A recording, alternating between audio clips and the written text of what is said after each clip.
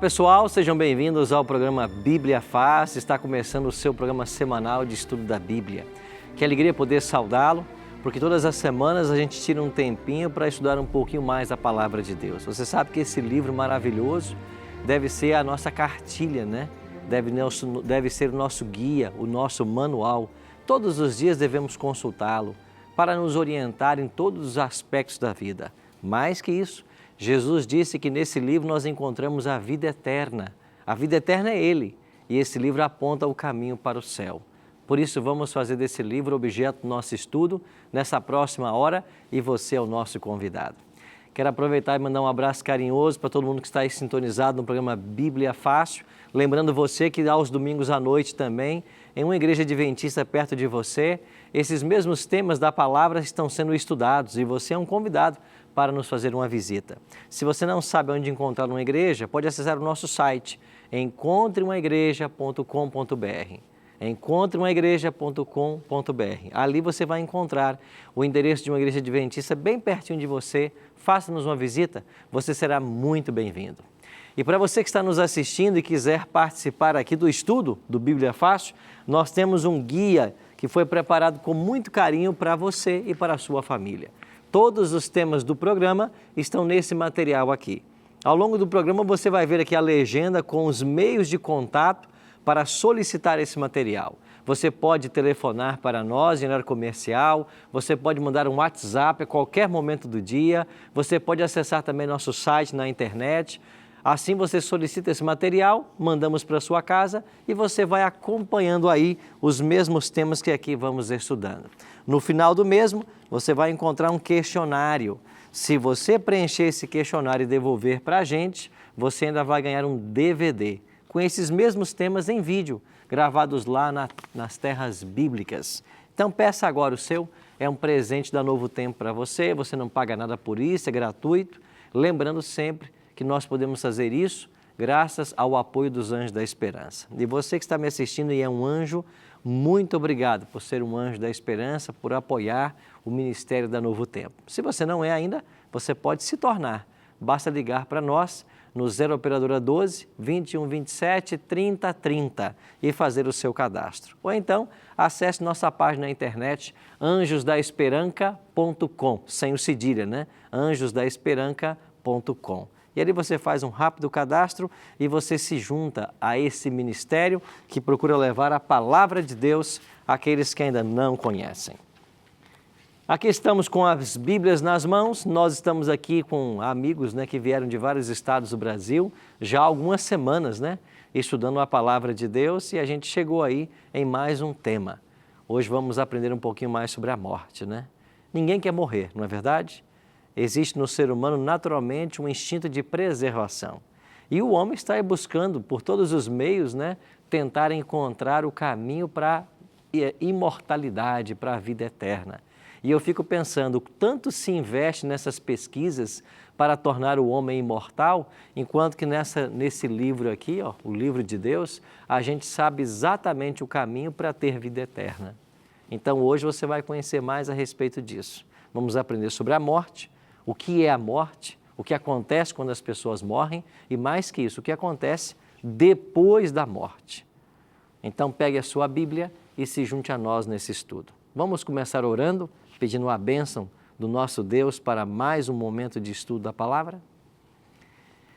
Pai de amor, estamos reunidos mais uma vez para estudarmos o Teu livro sagrado.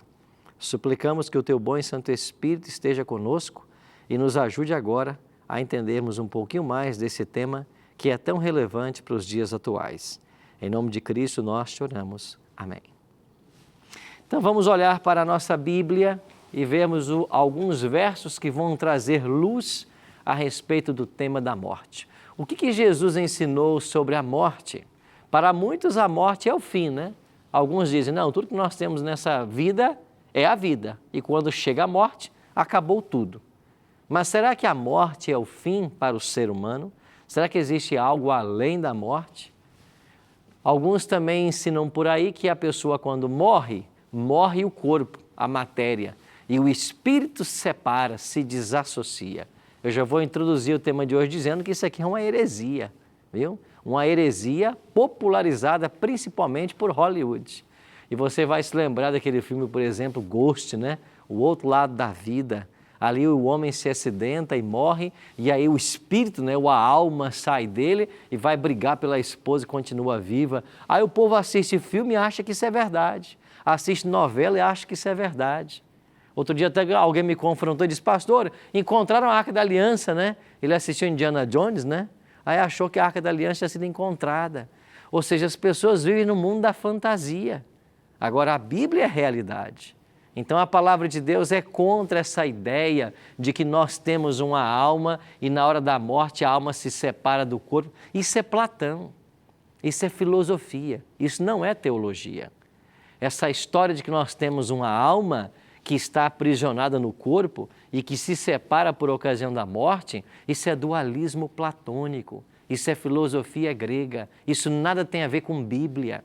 E infelizmente hoje, no Brasil principalmente, está arraigada essa ideia de que na morte alguma coisa consciente sai do corpo e vai para algum lugar. E você que assiste aí TV, né? De vez em quando morre uma personalidade, aí aparece um monte de apresentadores dizendo, fulano de tal faleceu, mas ele já está lá no andar de cima, ele já está no lugar melhor, ele está olhando por nós. Mentira! Isso é mentira, não existe isso. Ninguém morre e vai para o andar de cima, ninguém morre e sai por aí perambulando, se reencarnando, ninguém morre e vai para outro corpo, não tem nada disso. E você vai comprovar o que eu estou dizendo hoje nesse livro aqui, ó. Agora, se você não acredita na Bíblia como base da verdade, aí tudo bem, aí você pode crer no que você quiser. Agora, se você acredita que esse livro é um livro inspirado por Deus, e contém para nós a verdade, então você vai entender hoje exatamente o que acontece com as pessoas quando elas morrem. E você vai descobrir que nada tem a ver com dualismo platônico. Vamos começar então por João capítulo 11. Aqui você tem a experiência da morte de um grande amigo de Jesus. Como ele se chamava? Lázaro. Então, João capítulo 11 traz aqui a história do maior milagre que Jesus realizou em seu ministério. O maior milagre que Cristo realizou no seu ministério foi ressuscitar Lázaro. E lhes acrescentou, nosso amigo Lázaro fez o quê? Adormeceu, mas eu vou o quê? Despertá-lo. Disseram, pois, os seus discípulos, Senhor, se dorme estará salvo. Verso 13. Jesus, porém, falara com respeito ao quê? A morte de Lázaro. Mas eles supunham que tivesse falado do repouso do sono. Então Jesus disse assim, olha, nosso amigo Lázaro adormeceu. Ou seja, ele morreu. Mas eu vou despertá-lo. Eu vou ressuscitá-lo. Então Cristo comparou a morte a um sono. Não só Cristo. A Bíblia em vários textos compara a morte a um sono. Nós vamos ver hoje, inclusive o apóstolo Paulo falando, né? Depois os que dormem ressuscitarão. Então, tanto Cristo quanto Paulo, quanto os profetas entendiam que a morte é um sono. Segundo a Bíblia, o ser humano é mortal ou imortal? Que é o homem que dele te lembres e o filho do homem que o visites. O que é o homem? Para você se lembrar dele. E aí Ezequiel diz assim, eis que todas as almas são minhas, como a alma do Pai, também a alma do Filho é minha. Mas a alma que pecar, essa o quê? Morrerá. Então a alma é mortal ou imortal? Ela é mortal, se ela pode morrer é porque ela é mortal. Então a ideia de que a alma é imortal, de que o corpo é que acaba e a alma não, é uma mentira diabólica. E de fato essa foi a primeira mentira que o diabo contou lá no Éden. Deus disse assim para Adão e Eva, vocês não comam no fruto, porque se vocês comerem, vocês irão morrer. Aí vem a serpente e diz, não, Eva, você pode comer, você não vai morrer. É porque Deus sabe que se você comer, os seus olhos se abrirão e você vai ser como Deus. Olha a mentira que o diabo pregou. E o pior que Eva acreditou, comeu e ainda levou para Adão, ele comeu e aí começou a história de miséria e desgraça da raça humana. Tudo começou por se acreditar numa mentira que o diabo pregou, de que a alma é imortal. E infelizmente, essa mentira diabólica lá do Éden, já faz 6.000 anos que ela está sendo contada. E você vai ouvir por aí, até em púlpito de igreja, de que a alma é imortal. Bom, se a alma é imortal, Então você faz o que você quiser da sua vida, ela sempre vai ser imortal. Se ela não pode ser destruída, você faz o que você quiser. Você vive do jeito que você quiser. Para que Cristo, se a alma é imortal? Você percebe os elementos que comprometem as verdades do cristianismo? Se a alma é imortal, então não tem salvação. Todo mundo vai viver para sempre. Então a Bíblia é clara em dizer que não, a alma que pecar, essa morrerá. E o que é alma? Bom, por esse texto você pode entender. A melhor palavra sinônima de alma é pessoa. Então toda vez que você lê na Bíblia a palavra alma, pode substituir por pessoa, porque alma é uma pessoa. Eu e você somos uma alma. Nós não temos uma alma, nós somos uma alma. É por isso que diz, a alma que pecar, essa morrerá. Verso 20, a alma que pecar, essa morrerá. O filho não levará a iniquidade do pai, nem o pai a iniquidade do filho. A justiça do justo ficará sobre ele, e a perversidade do perverso cairá sobre este. Então, um conceito nós temos que aprender. Nós não temos uma alma, nós somos uma alma. E aonde está a prova bíblica dessa declaração? Está aqui no primeiro livro da Bíblia. Olha aí para o capítulo 2 de Gênesis. Olha o que diz, e Cíntia já te dou a palavra. Gênesis capítulo 2, olha para o versículo 7. Então formou o Senhor Deus ao homem do pó da terra, e lhe soprou nas narinas o fôlego de vida, e o homem passou a ser, o quê? Então Deus juntou o pó da terra, soprou nesse boneco de barro o fôlego de vida, que nós também chamamos de espírito, e o homem passou a ser uma alma vivente. Então nós somos uma alma, nós não temos uma alma. E quando a pessoa morre, essa união que Deus fez na criação, da matéria com o espírito, ela separa. E quando ela separa, a alma acaba. Então, a alma não é nada consciente fora do corpo. Alma, na Bíblia, no conceito bíblico, é a própria pessoa.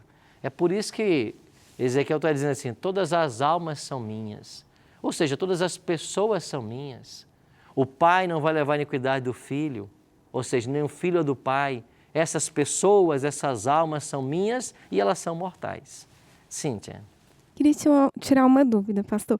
Em 1 Tessalonicenses 5:23, diz assim, e o mesmo Deus de paz vos santifique em tudo, e todo o vosso espírito, alma e corpo. Dá um sentido que o ser humano é um ser trino? Aí, porque eu entendi assim, né, antes, que nós somos um espírito, temos uma alma e habitamos em um corpo. E aí, como entender essa expressão de Paulo? Se Platão falava numa dicotomia, agora vem Paulo e parece que fala numa tricotomia, né? Corpo, alma e espírito. A ênfase de Paulo é que nós somos um ser indivisível, mas esse ser ele é composto por aspectos. Então, por exemplo, o nosso corpo, isso é o aspecto físico. A nossa mente é o aspecto cognitivo, onde você aprende, onde você raciocina, e a capacidade que nós temos de relacionar-nos com Deus, ele chama de espírito.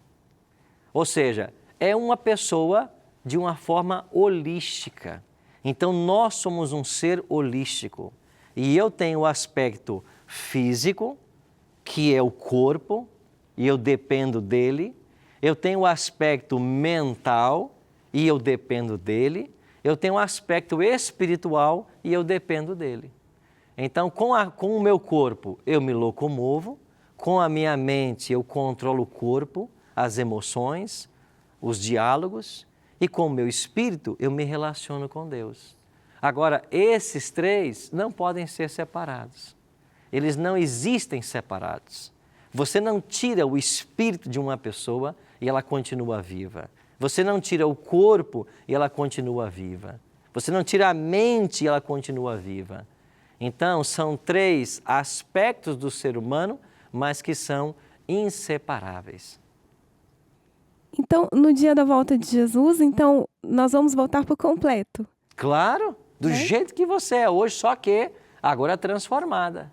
Então, todos os defeitos que nós temos, quer sejam físicos ou mentais ou espirituais, eles desaparecerão. Só que vai ser você, nesse mesmo corpo e com essa mesma mente.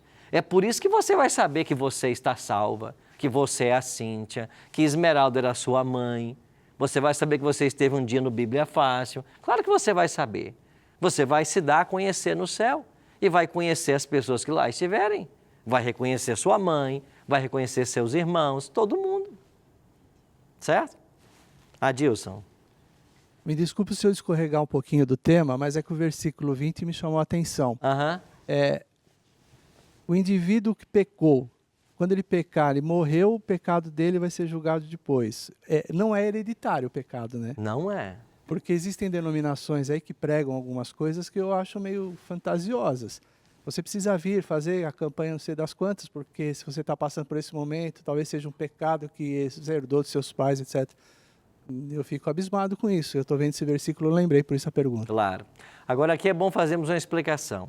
Nós não herdamos a culpa, o pecado de ninguém. Então o pecado que o pai comete, isso não pode ser levado para o filho. Agora, as consequências do pecado, isso pode. Por exemplo, uma mãe que durante a gestação usou drogas, fumou, o filho vai nascer com debilidade física por causa do pecado da mãe. Então, a atitude errônea da mãe prejudicou a criança. Então, você não transfere culpa de pecado. Agora, tem pecados que amargas consequências são levadas para filhos, netos e etc. Agora, a culpa não. É o que está dizendo a Bíblia. Pecado é individual. O pecado não pode ser transferido para ninguém. Eu não posso pecar por você. Quem peca é responsável pelo pecado que cometeu. Certo? Sim, Daniele. Pastor, eu acredito que a referência aqui está no Antigo Testamento, eu não sei exatamente qual a referência, mas fala da maldição hereditária, porque até a 4ª geração pagará o preço da maldição do pecado dos pais. Está no Antigo Testamento.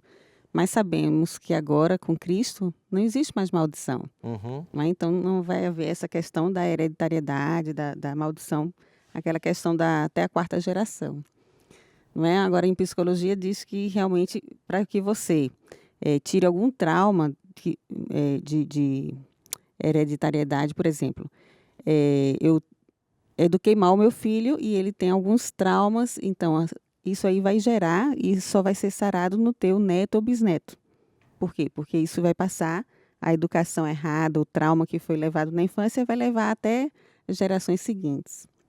Mas o que eu ia falar era sobre psicologia, a questão do corpo, alma e espírito, que no início as ciências humanas eram chamadas de ciências do espírito, mas aí ficava complicado você associar ciência e espírito e foi mudando a nomenclatura para chegar em ciência humana. Não é? Então, essa dificuldade do espírito com ciência e a psicologia também, psique de psicologia, a tradução é alma, não é? Mas aí foi mudando para mente, porque mente fica mais fácil de você associar à ciência. Mas aí a gente vê que ao longo da história nunca se conseguiu dissociar corpo, alma e espírito, né? Porque isso faz parte mesmo de um ser todo, né? Exato. De um ser completo. Inclusive hoje, né, eles falam essa questão do estudo da natureza humana, eles já trabalham o aspecto físico, mental, espiritual, social, né? Então eles vão tentando entender as dimensões do ser humano, mas nenhuma dessa dimensão pode ser separada. E à luz da Bíblia, elas não existem independentes. Então nós somos um todo completo. Então, quando Paulo faz menção a corpo, mente, ou corpo e alma e espírito, a ênfase é essa, são os aspectos do ser humano.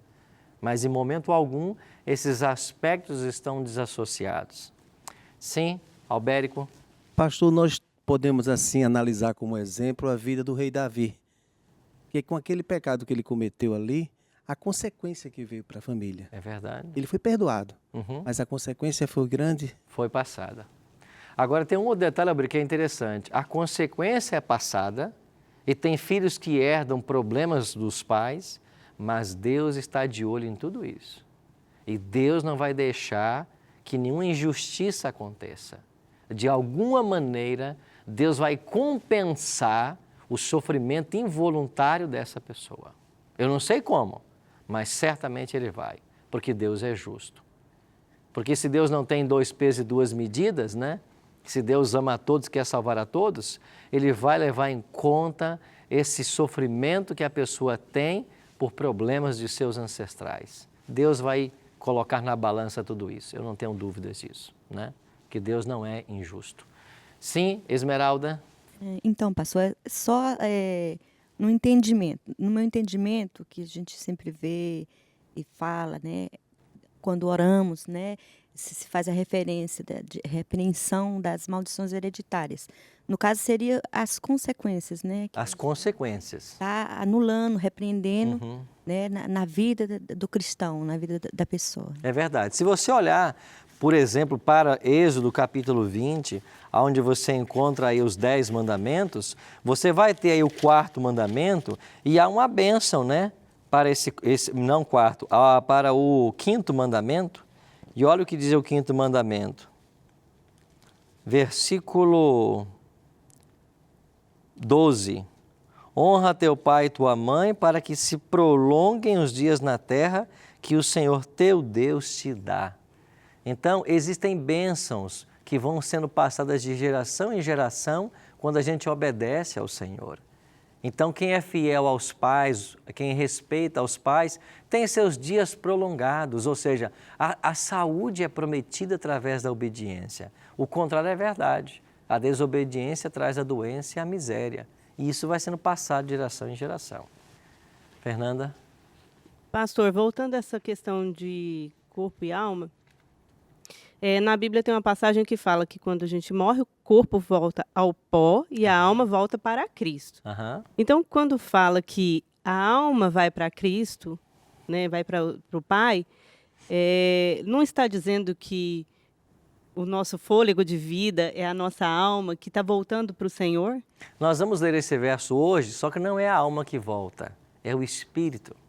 O texto diz assim: o corpo volte ao pó de onde veio e o espírito volte para Deus. Esse espírito é esse fôlego de vida que Deus soprou quando criou o homem.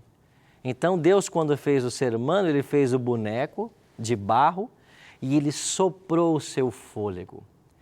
Esse é o espírito. Então ele teve consciência. Essa consciência é que é chamada desse espírito. Quando a pessoa morre, essa vida que Deus colocou volta para ele, que é o doador da vida. E a pessoa torna-se inconsciente. Mas então não quer dizer que volta para ele consciente. A minha identidade. Não, volta o fôlego. Volta para ele a vida que ele deu para você. Entendeu? Mas nós vamos ler esse verso e eu vou voltar a falar nesse aspecto, tá bom? O que acontece então depois que morremos? Então podemos entrar então nesse tópico que a Fernanda mencionou. Vamos ver primeiro como é que a Bíblia descreve o estado dos mortos. Salmo 6,5. Pois na morte não há recordação de ti, e no sepulcro quem te dará louvor? Quem morreu não se lembra de nada, não pode nem louvar, porque está inconsciente. E olha Eclesiastes, porque os vivos sabem que hão de morrer, mas os mortos não sabem de coisa nenhuma, nem tampouco terão eles recompensa, porque a sua memória jaz no esquecimento. Então, o que esse verso combate é qualquer tipo de consciência após a morte. Isso que sai do homem, que nós vamos ler em Eclesiastes também, isso que sai do homem não é consciente, porque a consciência é quando você une os elementos. Então, quando Deus criou o corpo e colocou o espírito nele, ele virou uma alma. Essa alma é consciente. Agora, quando a pessoa morre, os elementos se desassociam, acabou a alma. Então, não existe possibilidade de vida consciente, de consciência após a morte. Nós vamos ir para um breve intervalo e quando voltarmos, continuaremos vendo mais textos a respeito da morte. Não sai daí, a gente já volta.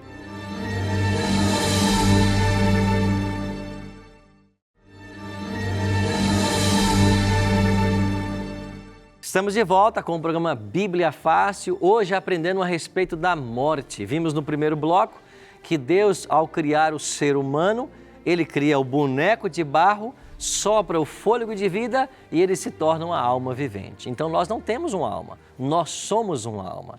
E o que acontece quando a pessoa morre? Nós vimos que é um estado de inconsciência, porque quando você separa o fôlego de vida do boneco de barro, desse corpo, acabou a consciência. Então nós não temos uma alma, como muitos creem. À luz da Bíblia, nós somos uma alma. E vamos continuar aprendendo mais sobre esse tema. Antes, Esmeralda tinha uma contribuição aqui. Então, pastor, o senhor diz assim que a gente entende, né, aprende que quando nós formos para Cristo, né, nós não vamos, não reconheceremos nossa família, não reconheceremos o esposo, o marido, o filho, né, somos uma família só. Aí eu não entendi que o senhor tinha falado que reconheceríamos, né, reconheceríamos o filho, o esposo. Porque se a alma ficou, a nossa consciência, o conhecimento, a amizade, a família se acabou, né? Então o conhecimento, o espírito vai levar o quê? Boa sua pergunta. Na semana que vem, nós vamos falar mais sobre esse tema, que vamos estudar a respeito da ressurreição. Mas eu vou adiantar. Quando a pessoa morre, a alma deixa de existir, porque separa-se essa consciência do corpo. O corpo vai voltar para o pó e vai desaparecer um dia, e essa consciência desaparece, porque é o dom da vida que Deus deu a nós, e esse dom volta para Ele. Só que não volta consciente. Acabou a alma. Só que Jesus prometeu que vai ressuscitar a pessoa. A ressurreição é uma promessa de Cristo. Lembra lá de João 11, 25? Eu sou a ressurreição e a vida. Quem crê em mim, ainda que morra, viverá. Então, um dia, Cristo vai juntar novamente os elementos. Ele vai trazer o corpo do pó da terra e vai colocar de novo a consciência nesse corpo. E a alma voltará a existir. Aí as lembranças, então... Todas elas voltarão. Porque se elas não voltarem, você não terá identidade mais. Então nós nunca perderemos nossa identidade. O caráter nós levaremos para os céus. O caráter que nós desenvolvemos à semelhança de Cristo. E outro detalhe, Jesus falou que quando nós chegarmos nos céus, nós vamos nos assentar à mesa com Abraão, Isaque e Jacó. Ora, para mim me assentar à mesa com eles, eles terão que existir, terão que ser eles, eu terei que saber quem são eles, quem foram eles. E outra, se eu perder a minha memória de tudo que vivi, de todos os meus familiares, eu vou chegar no céu como uma pessoa alienada, completamente alienada.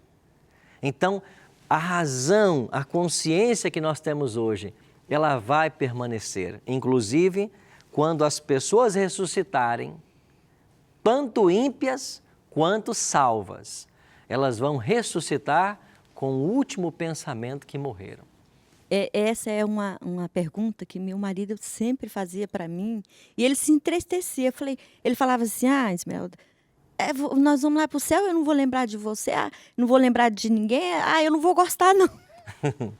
Pois ele tem uma boa notícia para ele então, vai se lembrar sim. Adilson. Eu não sei dizer em qual parte da escritura que está isso, o senhor deve saber. Tem uma parte que diz, não darás ouvidos aos que dizem os mortos. Se quem escreveu isso disse exatamente assim, é porque existe a voz dos mortos. Se não existisse, ele não teria dito isso. Bom, você vai ter em Deuteronômio uma severa advertência a respeito de consultar mortos. Eu não sei se eu vou achar aqui tão rápido, no livro de Deuteronômio, mas Deus, ele condena fortemente a questão de consultar os mortos. Deus diz assim em sua palavra, acaso em favor dos vivos se consultarão os mortos? Então Deus, ele condena o contato, a tentativa de se conversar com os mortos. Por que Deus condena? Porque o morto não sabe de nada.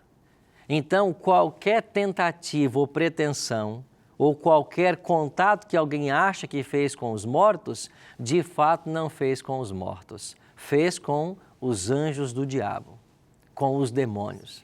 Você quer ver um exemplo? O próprio rei Saul. Está lembrado que o rei Saul foi consultar lá uma feiticeira lá em Endor, acho que foi, né? E lá ele conversou com o profeta Samuel, que já havia morrido. Certamente não era Samuel, porque o morto não volta para conversar, mas o próprio Satanás personificou o profeta para conversar com o rei Saul. Então Deus condena a tentativa de conversar com os mortos. Por quê? Porque morto não fala. Agora, o diabo passa-se por mortos, por gente que já morreu, para conversar, para trazer mensagem. Agora, tudo isso a Bíblia condena veementemente. Condena a necromancia, né? Esse contato com as pessoas que já morreram. Ok? Sim, Fernanda? Mas, pastor, essa passagem do rei Saul sempre me deixou um pouco assim preocupada, porque é o diabo que falou com ele, né? O Satanás que falou com ele. Um espírito maligno, né? Um espírito maligno. Mas ele deu o resultado que realmente ia acontecer. Ele falou que ele perderia a guerra e que ele e o filho dele morreria, né? E então ele também sabe o futuro? Se ele dissesse alguma coisa, ele pode provocar a guerra e ele se envolve nisso. E ele, claro, tem um poder de ação, né? Tem uma esfera por onde ele age, até onde Deus permite que isso aconteça. Agora, a ação do diabo está limitada à permissão divina. Nada ele faz sem a permissão divina. Se ele levou a cabo isso que ele falou, por permissão divina também aconteceu. Agora, o certo é que com essa mensagem, ele iludiu completamente Saul. E talvez se tivesse apresentado uma outra mensagem, não teria convencido Saul de que de fato era o profeta que falava com ele. Então veja como o diabo é ardiloso, né? Esmeralda. Então, pastor, assim, no meu entender, quando teve aquela briga pelo corpo de Moisés, né? Seria assim, o inimigo podia usar a imagem dele e falar o contrário para o povo de Israel? Não, a briga na realidade não foi com o povo de Israel, foi com o próprio Deus. Então foi o próprio diabo com o anjo do Senhor pelo corpo de Moisés. Essa briga nem foi testemunhada pelo povo de Israel. Então foi uma briga que a Bíblia revela que aconteceu nos bastidores apenas do mundo espiritual, certo? Não tem nada a ver com o povo de Israel. E a questão toda é que Deus iria ressuscitar Moisés e o diabo não queria que isso acontecesse, reclamava o corpo como sendo dele, né? E é então onde o Senhor repreende o diabo porque ele ressuscitaria Moisés, como de fato ressuscitou, né? Que vai aparecer no Monte da Transfiguração, certo? Tinha um outro microfone aqui, tá, Tiesa. Pastor, então Satanás pode se transformar em qualquer coisa. Paulo diz, né, que ele se transforma em anjo de luz, está lembrado? Ele se transforma num anjo de luz. Ele pode personificar os seus anjos, alguém que já morreu. Então, toda pessoa que já morreu e aparece de novo não é a pessoa, porque a Bíblia não ensina isso. Então, é um espírito do mal personificando. E por que é espírito do mal? Porque Deus não faz isso. Deus não transforma o seu anjo na imagem de alguém que já morreu. Essa pessoa não pode se comunicar com quem está vivo. Nós já lemos aqui alguns textos, né, falando dessa inconsciência, né? Vamos ver outros ainda. Adilson. Só para lembrar que Satanás conhece tão bem a Escritura que ele consegue. Claro, ele estuda constantemente. Nós já lemos esse verso aqui, né? Como que Deus formou o ser humano? Ele formou o homem do pó da terra e soprou nas suas narinas o fôlego de vida e o homem passou a ser uma alma vivente. Então nós não temos, nós somos. Agora, o que acontece quando a pessoa morre? Olha o que diz Gênesis 3,19. No suor do teu rosto comerá o teu pão. Aqui é a mensagem de Deus para Adão depois que ele pecou, né? Olha, no suor do teu rosto você comerá o teu pão até que tornes a terra, pois dela foste formado, porque tu és pó e ao pó tornarás. Então você veio da terra e por causa do pecado você vai voltar para a terra. Salmo 146, 4. Sai-lhes o espírito e eles tornam ao pó. Nesse mesmo dia perecem todos os seus desígnios. Que espírito é esse que sai do homem? É o fôlego de vida que ele colocou no homem. Então a morte é o processo inverso da vida. Então, quando a pessoa morre, sai o espírito dele, que é o fôlego de vida. Isso não é algo consciente. Isso volta para Deus e o corpo volta para o pó. E o que diz o texto? perecem todos os seus desígnios, ou seja, não há consciência, nem por parte do corpo, nem por parte do espírito. Acabou a consciência, porque acabou a conexão. Um outro texto, esse aqui é o mais especial. E o pó volte à terra como era, e o espírito volta para onde? Para Deus que o deu. Agora, que espírito é esse? É o fôlego de vida que Deus colocou, que Deus soprou, que trouxe consciência para o homem. Então, pastor, eu entendi. Mas é que, por exemplo, a gente aprende, né? Eu cresci na igreja católica e até na igreja que eu frequento hoje, que volta para o pó, esse corpo matéria. Aham. E esse espírito que volta para Deus é a minha identidade, que ele vai trazer de volta na ressurreição, quando vai unir novamente o pó com esse espírito, né? Certo. Então, assim, eu acreditava até então que eu iria para o pó, essa matéria física, e que a minha identidade, o meu espírito voltaria para Deus. E esse espírito é algo consciente. Sim, né? É isso que... O que é esse espírito?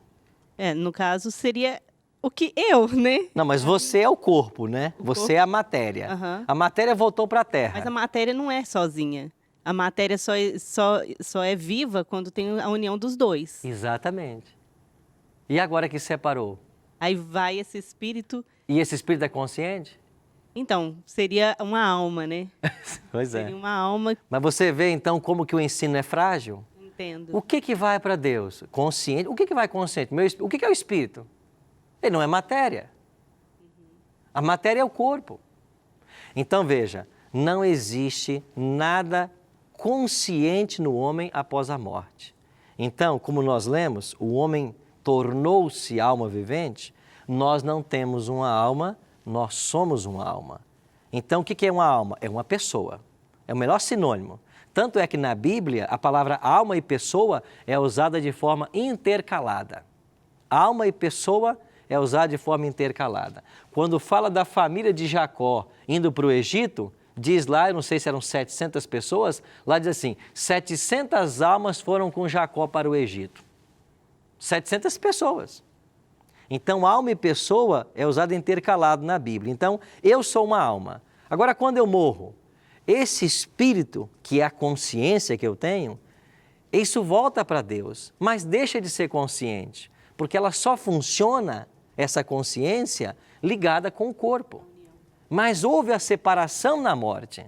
É o que Eclesiastes está dizendo. Quando a pessoa morre, a matéria volta para o pó de onde veio e o espírito volta para Deus que o deu. Mas nós acabamos de ler no salmista que perece todos os seus desígnios. Nós lemos em Eclesiastes que os vivos sabem que hão de morrer, mas os mortos não sabem de coisa nenhuma. Então, esse ensino que você aprendeu, ele é muito comum. Infelizmente, ele não tem base bíblica. O que vai voltar para Deus consciente?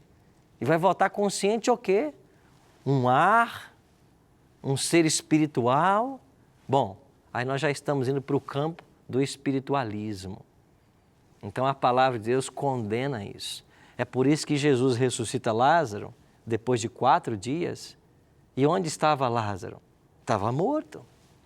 Estava consciente? Não. Por quê? Porque a consciência dele, que a Bíblia chama de espírito, não estava no corpo. Estava onde? Passeando por aí? Não. É a capacidade de Deus de dar a vida. Isso volta para Deus. Mas é algo consciente que volta para Ele? Não. É a capacidade da vida.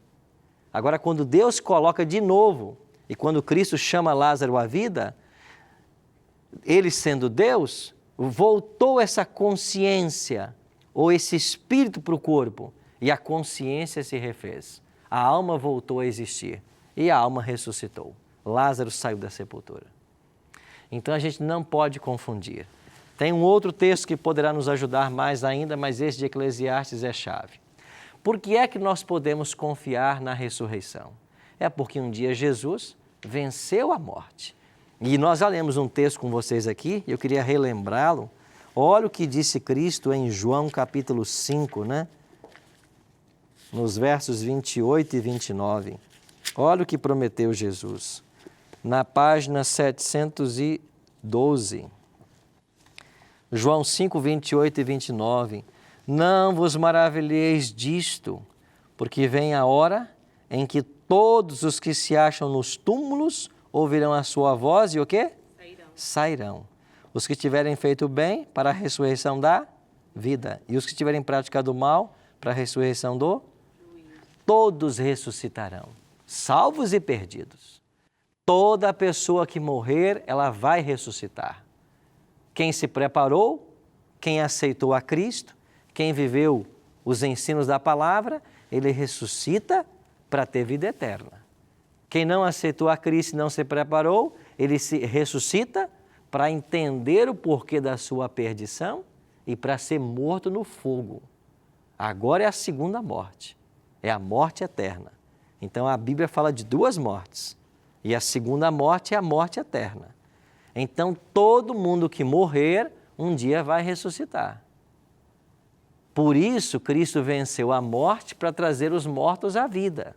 Agora, se há ressurreição do corpo, do mesmo corpo que nós hoje temos, que vai ser consumido pela terra, mas vai ser refeito de forma miraculosa, você descarta qualquer ideia de alguém vagueando por aí, de parte do ser humano vagueando por aí, conectando-se, conversando.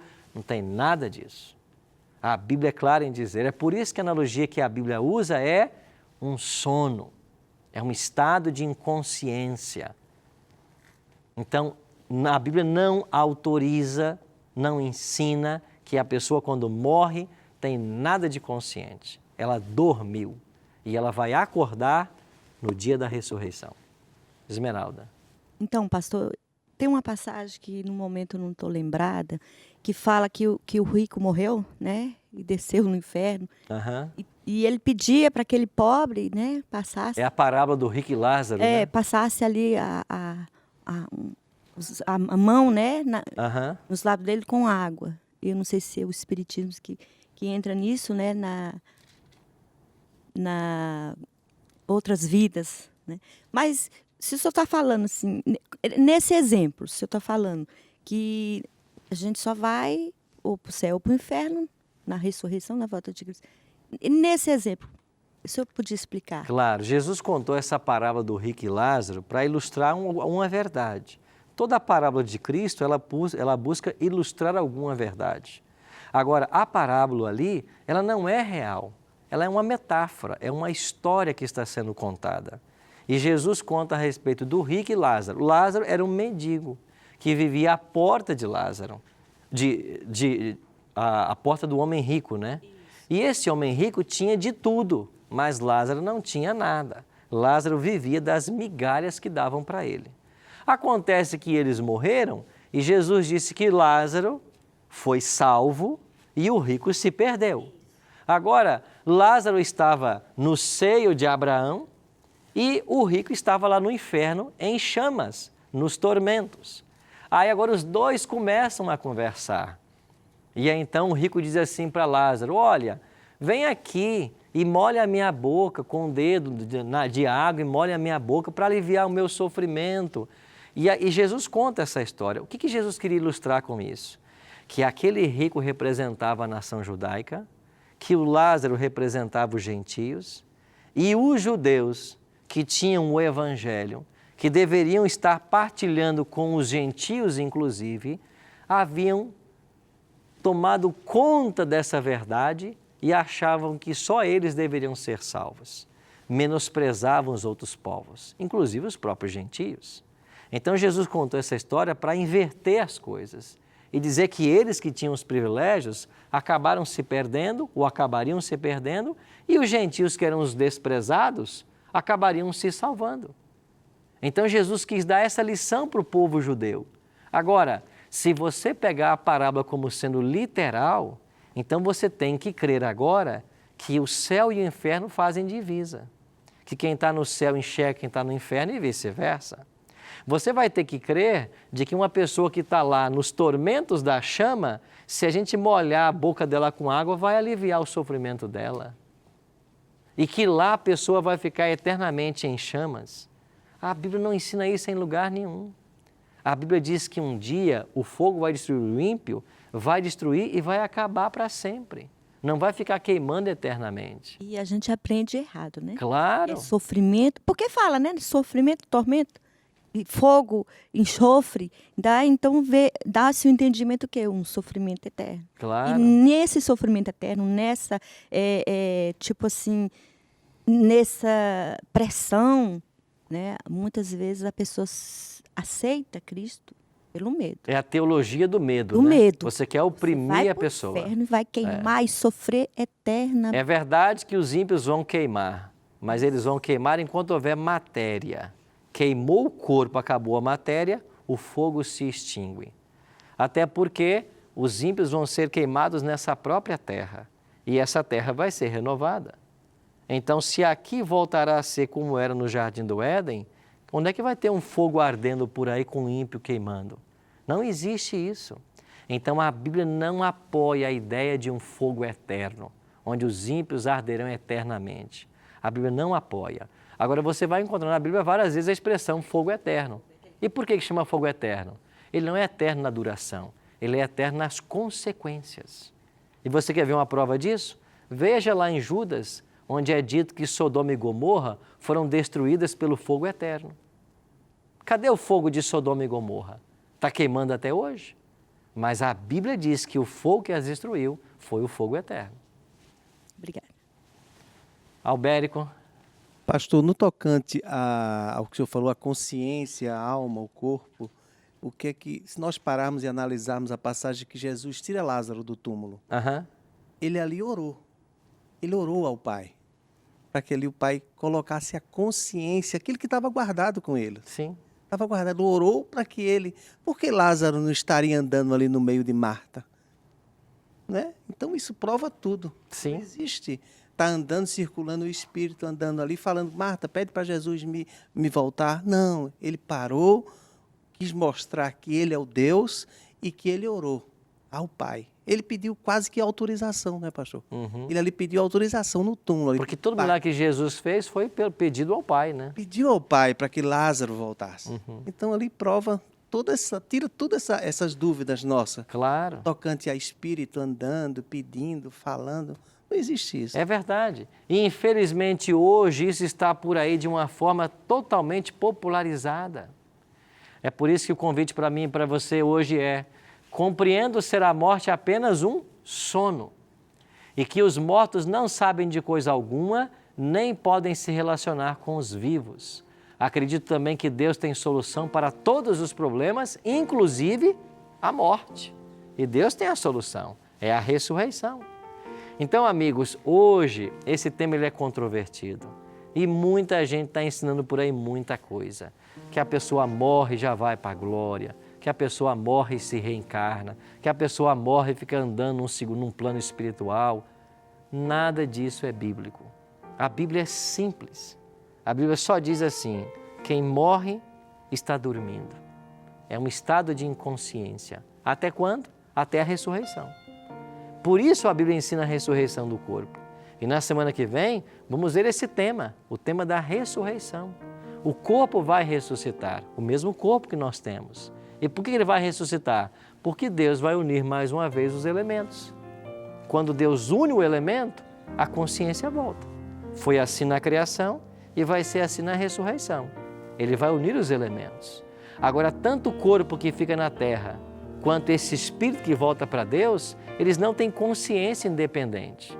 É como a luz que nos ilumina. Você tem aqui uma lâmpada e você tem uma corrente elétrica. A lâmpada sozinha não produz luz, a corrente elétrica sozinha não produz luz. Só há luz se você unir a corrente elétrica com a lâmpada. Esta é uma ilustração muito boa para entender que só há vida, só há consciência se nós unirmos o corpo com o espírito, que Deus é quem dá. Eu espero que você tenha entendido um pouco mais do tema de hoje. É claro que aqui em uma hora nós vamos exaurir todo o tema, mas que crie em você o interesse em buscar mais nesse livro, compreender o que Deus ensina a respeito dos estados dos mortos. Agora, a boa notícia que o Evangelho sempre traz é que os mortos um dia ressuscitarão. Nós temos que ter essa esperança no coração, porque cedo ou tarde a morte põe a mão em cima de alguém que nós amamos. Mas mesmo que a morte leve, a promessa de Cristo é que Ele vai ressuscitar e nós temos que nos apegar a isso. Enquanto ouvimos essa música agora, eu queria que você pensasse: tem alguém que eu amo, a quem eu já perdi? Há esperança de um reencontro então? Então vamos nos preparar para que esse reencontro seja possível. Vamos fazer o preparo que a palavra nos orienta para que um dia nós estejamos juntos e agora por toda a eternidade. Pense nisso enquanto a gente ouve essa canção.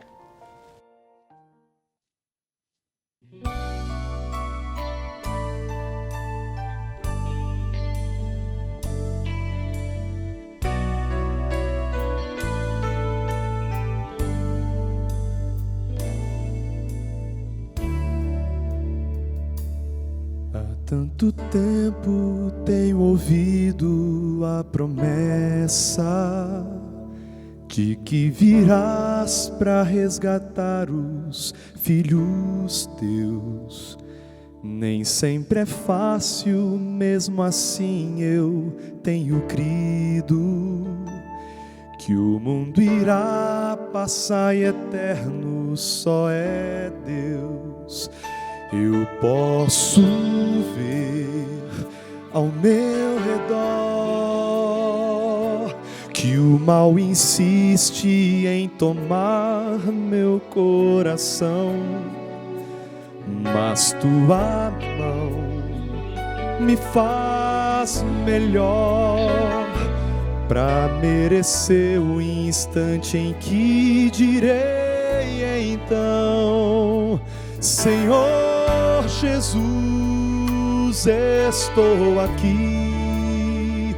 O dia enfim chegou, vamos subir. Eu sempre quis olhar teu rosto como agora.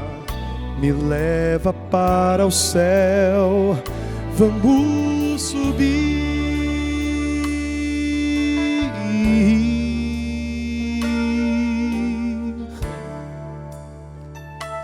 Mesmo que todos os amigos se afastem e que eu seja perseguido em meu viver, tua presença em minha vida é o que importa. Tenho certeza de que não vou perecer. Eu posso ver ao meu redor que o mal insiste em tomar meu coração, mas tua mão me faz melhor para merecer o instante em que direi então: Senhor Jesus, estou aqui. O dia enfim chegou, vamos subir.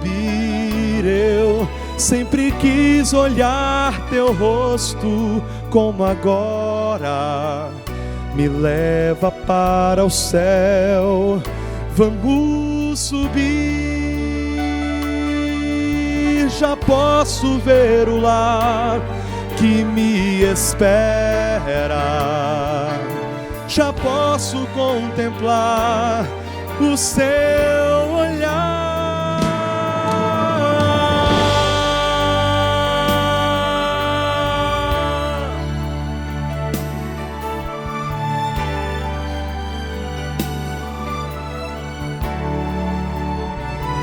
Eu sempre quis olhar teu rosto como agora. Me leva para o céu, vamos subir.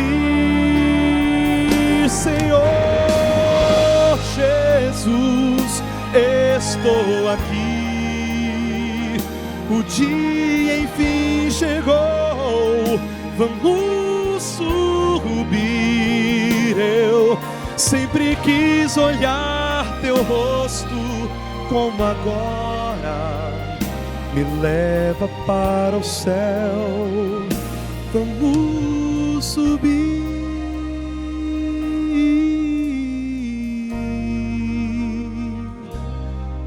Nos leva para o céu. Vamos subir.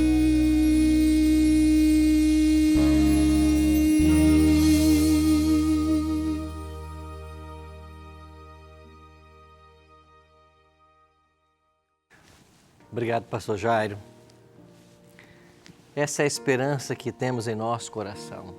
Me leva, Senhor, para os céus, nós queremos subir. E um dia, os vivos salvos serão transformados e os salvos mortos ressuscitarão, porque a morte foi vencida por Cristo na cruz. E Ele mesmo prometeu, aquele que crê em mim, ainda que morra, viverá. Pode ser que o estudo de hoje trouxe alguma nova revelação para você. E isso às vezes nos choca no primeiro momento. Mas eu queria terminar o programa de hoje partilhando um texto da Palavra de Deus com vocês, que deixa muito claro o que pretendemos aqui ensinar. Em Deuteronômio capítulo 18, a partir do verso 9, Deus está orientando o povo de Israel para que quando eles chegassem em Canaã, eles tivessem um procedimento de acordo com a vontade dele. E Deus assim orientou: quando entrares na terra que o Senhor teu Deus te der, não aprenderás a fazer conforme as abominações daqueles povos. Não se achará entre ti quem faça passar pelo fogo seu filho ou a sua filha, nem adivinhador, nem prognosticador, nem agoureiro, nem feiticeiro, nem encantador, nem necromante, nem mágicos, nem quem consultem os mortos. Pois todo aquele que faz tal coisa é abominação ao Senhor, e por estas abominações o Senhor teu Deus os lançará de diante de ti. O que é abominação para Deus? O que Deus abomina? Sacrificar nossos filhos. Adivinhador, prognosticador, agoureiro, feiticeiro, encantador, necromante, mágico e quem consulte os mortos. Porque é na base dessa filosofia de se consultar os mortos que o diabo opera. As pessoas, quando morrem, vão para um estado de inconsciência. E toda a aparência que alguém imagina ter visto de alguém que já morreu, não pode ser a pessoa que já morreu. Certamente são espíritos do mal levando as pessoas para o engano. Eu espero que esses textos tenham suscitado em você o desejo de conhecer mais da Palavra de Deus, de saber um claro assim diz o Senhor, e de se preparar, porque o conhecimento da palavra é o que nos ajudará a não cair diante das ciladas do inimigo. Por isso, ao encerrarmos o programa de hoje, vamos buscar entender que Deus tem em sua palavra as verdades com muita clareza. E nós temos que comparar textos com textos. E quando um texto parecer nebuloso, nós temos que analisá-lo à luz de todo o contexto da Bíblia. E a gente então resolve o problema. Que Deus possa continuar abençoando a todos nós nesse prosseguimento, nesse avanço do conhecimento da palavra e da vontade dele. Vamos orar por isso? Pai querido, muito obrigado por tua palavra no dia de hoje. Obrigado, Senhor Deus, por entendermos de que o Senhor nos criou não para que morrêssemos, mas para que vivêssemos eternamente. E a despeito da entrada do pecado em nosso planeta e da primeira morte que nós todos estamos sujeitos, a promessa de que um dia nós ressuscitaremos e aqueles que crerem em Ti não passarão pela segunda morte. Ajuda-nos, Pai, a fazer o devido preparo para Te receber em glória e majestade.